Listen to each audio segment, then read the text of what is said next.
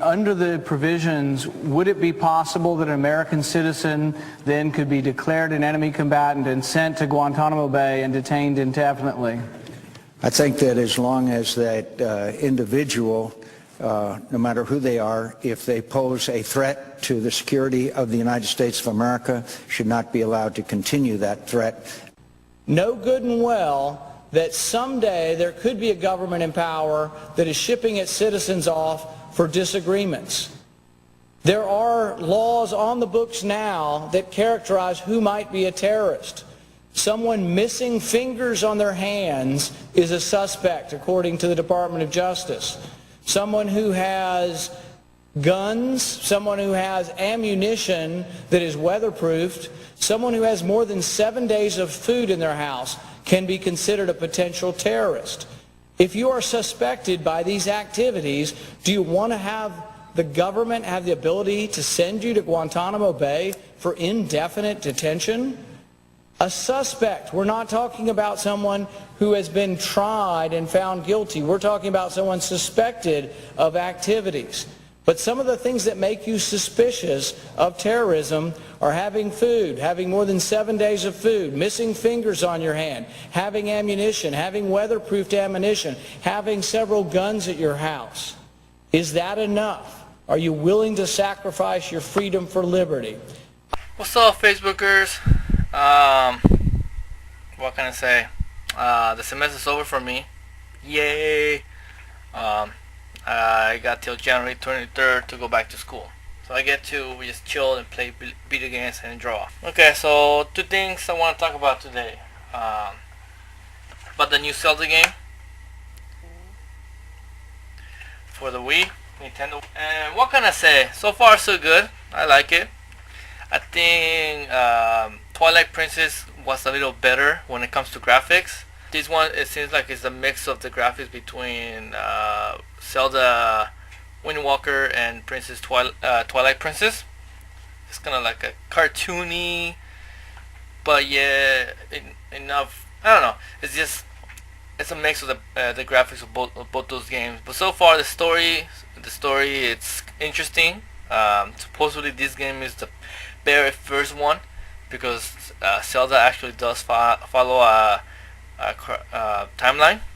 I'm enjoying it, and I do recommend it for all you guys who play video games. What I like about this one is that unlike Twilight Princess, this one, depending on how you swing the Wii remote, it also swings. So it's kind of like you're actually swinging the sword. Which in Twilight Princess you didn't have that option. So I think that's kind of cool.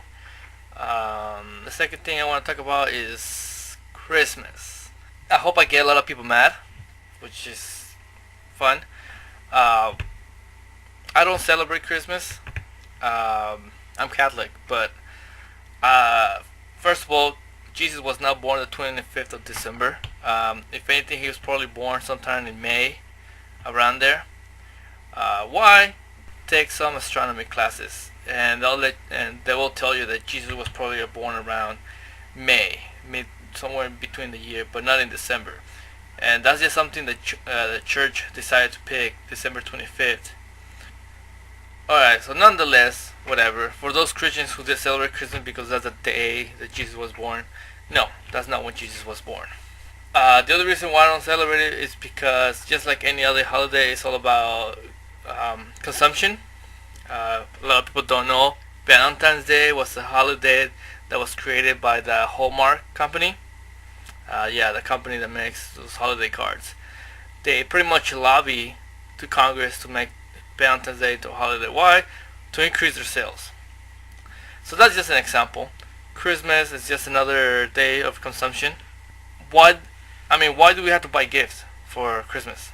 I thought Christmas is all about, spending time with the family, visiting families and whatnot. But since when did it become about buying toys?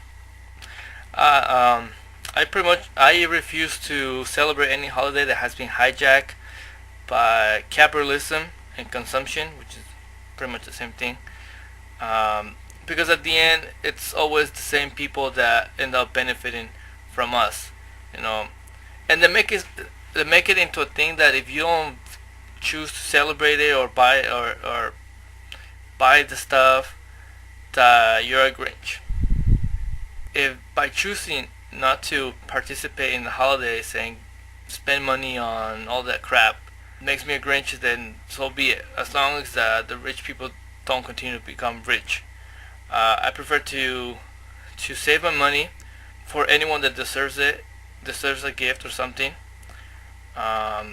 any time of the year, not just on the 25th.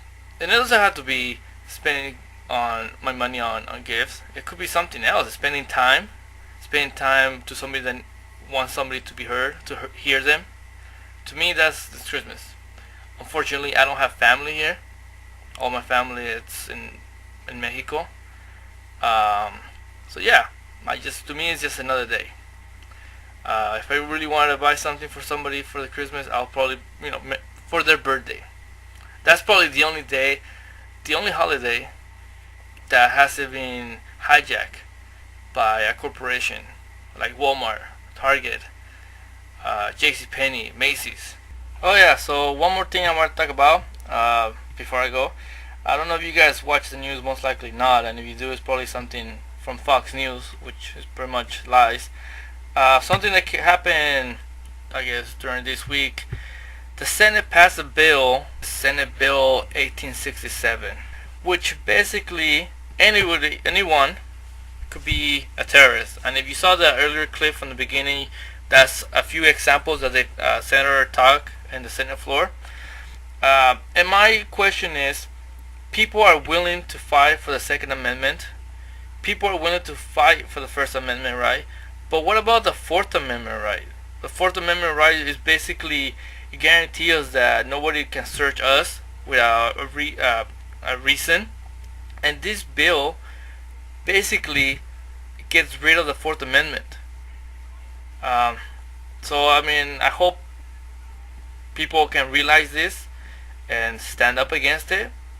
But unfortunately, I think people are dumb enough. I mean, if people support the Patriot Act, I'm sure they could support this. And it's like my uncle said when he came from Mexico, the U.S. claims to be the land of the free, but it's not really the land of the free. Yeah, it's free, but it comes with a heavy price. So that's all I gotta say about that.